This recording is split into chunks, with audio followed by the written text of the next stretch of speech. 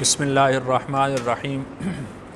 علم الصرف میں ہم امر معروف کا صیغہ بنانے کا طریقہ سیکھ رہے تھے، تو ہم نے کل مذکر کے جو غائب کے صیغے تھے ان کو بنانا سیکھا تھا۔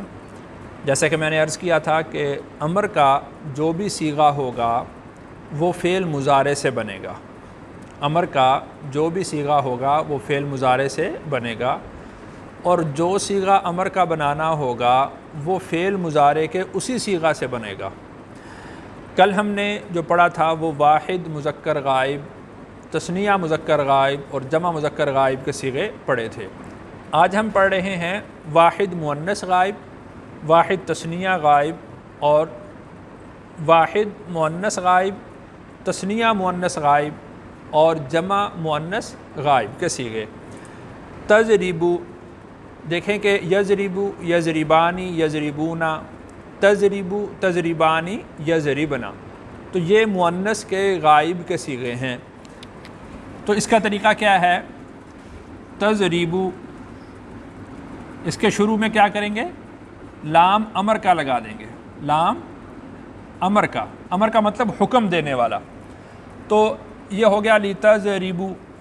تو دو تبدیلیاں اس میں ہم کرتے ہیں۔ پہلی تبدیلی ہم یہ کرتے ہیں کہ اس کے شروع میں لام مکسورہ لگا دیتے ہیں، یعنی ایسا لام کے نیچے جس کے نیچے زیر ہو، اور دوسری تبدیلی ہم یہ کرتے ہیں کہ اس کو آخر سے ساکن کر دیتے ہیں، اس کے آخر سے ساکن کر دیتے ہیں۔ تضربو، یہ اس کا ترجمہ تھا کہ مارتی ہے یا مارے گی وہ ایک عورت۔ لتضرب، یہ امر کا صیغہ ہو جائے گا کہ اس ایک عورت کو چاہیے کہ وہ مارے، یہ امر کے اندر اس نے تبدیل کر دیا دو تبدیلیوں کی وجہ سے۔ اسی طرح تضربانی، اس کو ہم تضربانی لکھتے ہیں یہاں پر۔ اس کے شروع میں ہم کیا کریں گے؟ لام امر کا لگا دیں گے، اور دوسرا جو نون اعرابی ہے یہ نون اعرابی ختم ہو جائے گا، یہ ہو جائے گا لتضربا۔ تضربانی کا مطلب تھا کہ مارتی ہیں یا ماریں گی وہ دو عورتیں۔ لتضربا اس کا مطلب یہ ہے کہ چاہیے کہ ماریں وہ دو عورتیں۔ تو یہ تثنیہ مؤنث غائب کا صیغہ بن گیا۔ یضربنا،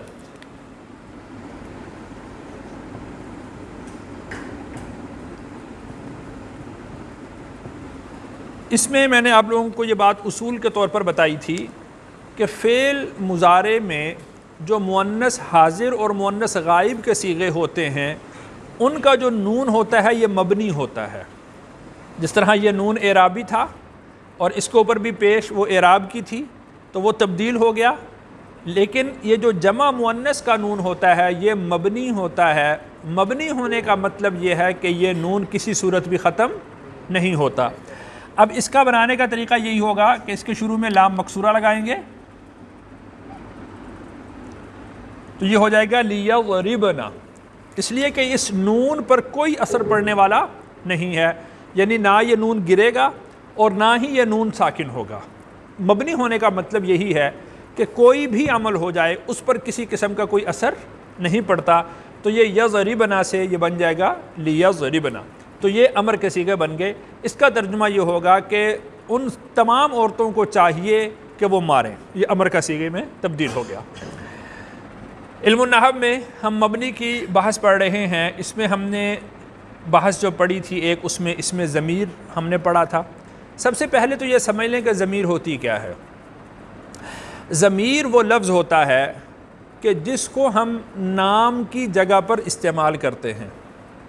ضمیر کیا لفظ ہوتا ہے جس کو ہم نام کی جگہ پر استعمال کرتے ہیں؟ مثال کے طور پر میں یہ کہتا ہوں کہ زید فوت ہو گیا، وہ بیمار تھا۔ زید فوت ہو گیا، وہ بیمار تھا۔ اب دیکھیں کہ جو لفظ میں نے وہ کا استعمال کیا تو یہ اس کے نام کی جگہ پر ہم نے استعمال کیا۔ وہ زخمی تھا، وہ بیمار تھا، اس کا حادثہ ہوا تھا، یہ جو لفظ اس استعمال کیا ہے ہم یہ سمجھ جاتے ہیں کہ پیچھے جو ہم نے نام ذکر کیا ہے یہ وہ یا اس کا جو لفظ ہے یہ اسی کے لیے استعمال ہو رہا ہے۔ تو یہ جو وہ، اس، ان، انہوں، یہ جو لفظ استعمال کیے جاتے ہیں ان کو کہا جاتا ہے ضمیر. ان کو کیا کہا جاتا ہے؟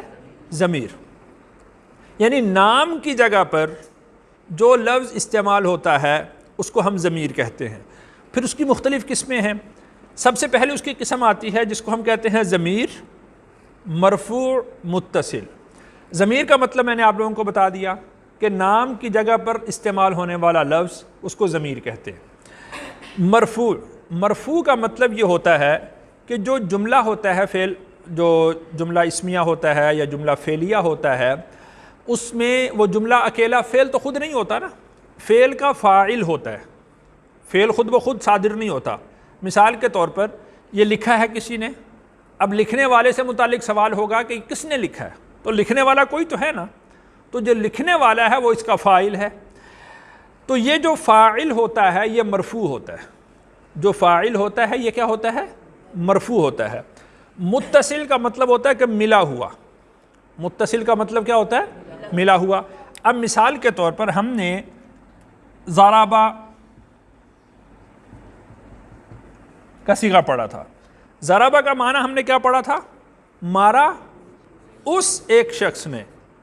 اب دیکھیں کہ ہم نے اس کا لفظ بولا تو اس کا نام نہیں بولا، اس کا نام ہم نے ذکر نہیں کیا، ہم نے کہا اس. اس کا مطلب یہ ہے کہ یہ جو لفظ ہم نے اس استعمال کیا ہے یہ ضمیر ہے. اب یہ جو مارنے والا ہے یہ وہی شخص ہے جس کی طرف ہمارا ذہن جا رہا ہے، تو یہی مرفوع ہے اور یہ اس کا فاعل ہے. تیسری بات دیکھیں کہ یہاں پر یہ جو ہوا کی ضمیر ہے یا جو اس کا معنی ہے یہ کہیں نظر آ رہا ہے؟ نظر نہیں آ رہا. تو اس کو ہم کہتے ہیں متصل. متصل کا مطلب یہ ہوتا ہے کہ وہ فعل کے اندر ہی موجود ہے، وہ فعل کے اندر ہی موجود ہے. اب جیسے ضربہ سے ضربہ، یہ جو الف ہے یہ تثنیہ کے لیے استعمال ہوتا ہے، دو لوگوں کے لیے استعمال ہوتا ہے. مارا ان دو مردوں نے، مارا ان دو مردوں نے. اب جو فعل ہے مارنے والا وہ خود بخود صادر نہیں ہوا، وہ مارا، وہ یعنی وہ دو مردوں سے ظاہر ہوا ہے، صادر ہوا ہے. تو وہ دو مرد، وہ کا جو لفظ ہے یہ ضمیر ہو گئی، اور اس کا جو مفہوم پایا جا رہا ہے وہ اس کے اندر ہی ہے، فعل کے اندر ہی موجود ہے، تو اس کو ہم کہتے ہیں متصل. اسی طرح ضمیر مرفوع، ضمیر کا معنی بھی سمجھ میں آ گیا، مرفوع کا معنی بھی سمجھ میں آ گیا کہ وہ اس کا فاعل ہوتا ہے، کام کرنے والا ہوتا ہے. منفصل، منفصل کا مطلب ہوتا ہے الگ. منفصل کا مطلب کیا ہوتا ہے؟ الگ. آج کے درس میں اس کی مثال بھی موجود ہے، مثال بھی آ رہی ہے. مثال کے طور پر وہ یہ آیت ہے، یا آدم اسکن انت وزوجک. اب دیکھیں کہ یا آدم، آدم نام ہے نا جی، اسکن ٹھہر، انت تو، انت تو. اب دیکھیں کہ یہ جو انت تو ہے یہ کس کی طرف اشارہ جا رہا ہے؟ آدم کی طرف. اب دیکھیں کہ یہ جب اس کا اشارہ آدم کی طرف گیا تو اسم کی جگہ پر انت کا لفظ استعمال ہوا، تو یہ کیا ہو گیا؟ ضمیر. اور پھر فعل کے اندر موجود نہیں ہے بلکہ فعل سے باہر ہے، تو یہ منفصل ہو گئی. اور چونکہ ٹھہرنا کس نے ہے؟ آدم نے ہی.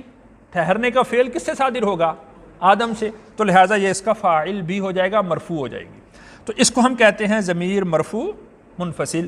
تو اس طرح ہم یہ ضمیر کی مختلف قسمیں پڑھیں گے، تو اس کے بعد پھر ہم اس کی تفصیل کے اندر جائیں گے.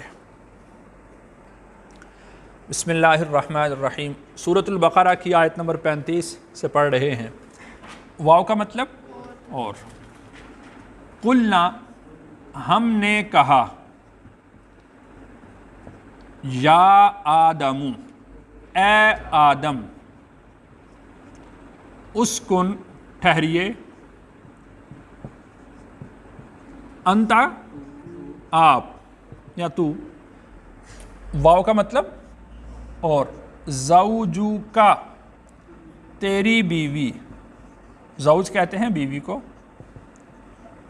آپ ٹھہریے اور آپ کی بیوی. کہاں پر؟ جنت میں. واو کا مطلب اور. کلا، تم دونوں کھاؤ، تم دونوں کھاؤ، من ہا، من کا مطلب سے، ہا اس۔ اب یہاں پر یہ دیکھیے کہ پہلے جنت کا لفظ آ گیا تھا نا جی، اب جنت کی لفظ کی جگہ پر ہا کا لفظ استعمال ہوا، تو ہم اس کو کیا کہیں گے؟ ضمیر۔ ہم اس کو کیا کہیں گے؟ ضمیر۔ رغدن، فراغت سے، فراغت سے اس کا مطلب یہ ہے کہ خوب کھاؤ، حیث جہاں سے، شئتما تم چاہو، واو کا مطلب اور، لا تقربا نہ تم دونوں قریب جاؤ،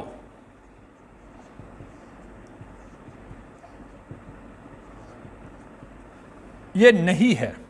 جب کسی عمل سے روکا جاتا ہے تو اس کو نہیں کہا جاتا ہے، آرڈر کے تھرو کہ اگر کسی کام سے روکا جائے تو اس کو نہیں بولتے۔ ولا تقربا، اور تم دونوں قریب نہ جاؤ، ہذہ الشجرہ، اس درخت کے۔ ہم نے اسماء اشارات پڑھے تھے جس میں ہم اشارہ کرتے ہیں، تو ہذہ مؤنث کا صیغہ تھا، تو اس درخت کے، فتکونا، فا کا مطلب پھر، تکونا تم دونوں ہو جاؤ گے، من الظالمین، من کا مطلب سے، ظالمین سرکش، سرکشوں۔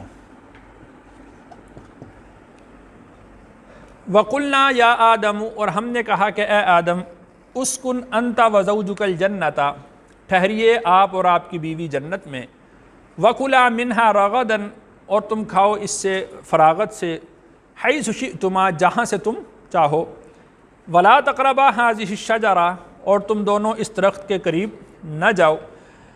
اللہ تعالیٰ نے جب حضرت آدم علیہ السلام کو سجدہ کروایا، اس کے بعد اللہ تعالیٰ نے حضرت آدم علیہ السلام کو جنت میں ٹھہرایا اور شیطان کو مردود کر دیا، اس کو رائندہ درگاہ کر دیا، تو اب اس کا حسد مزید بڑھا۔ اللہ تعالیٰ نے حضرت آدم علیہ السلام کو جنت میں بھیج دیا اور ارشاد فرمایا کہ جنت کے اندر یہ ایک درخت ہے، اس درخت کو تم نے نہیں کھانا۔ اب وہ درخت کون سا تھا؟ بعض نے کہا کہ وہ گیہوں کا درخت تھا، بعض نے کہا وہ انگور تھا، بعض نے کہا وہ انجیر تھا، بعض نے کہا وہ ترنج کا درخت تھا۔ بھلے کوئی بھی درخت ہو، حتمی طور پر کسی چیز کے متعلق نہیں کہا جا سکتا کہ یہ وہی خاص درخت تھا جس سے منع کیا گیا تھا۔ بہرحال ارشاد فرمایا کہ وَلَا تَقْرَبَا هَذِهِ الشَّجَرَةَ، تم اس درخت کے قریب نہ جاؤ، اگر تم اس درخت کے قریب جاؤ گے فَتَكُونَا مِنَ الظَّالِمِينَ، تو تم سرکشوں میں سے ہو جاؤ گے۔ سرکشوں کا مطلب یہ ہے کہ یعنی جن چیزوں سے اللہ نے منع کیا ہے تم انہی چیز کا ارتکاب کرنے والے ہو جاؤ گے۔ تو اللہ تعالیٰ نے حضرت آدم علیہ السلام کو یہ حکم ارشاد فرمایا تھا۔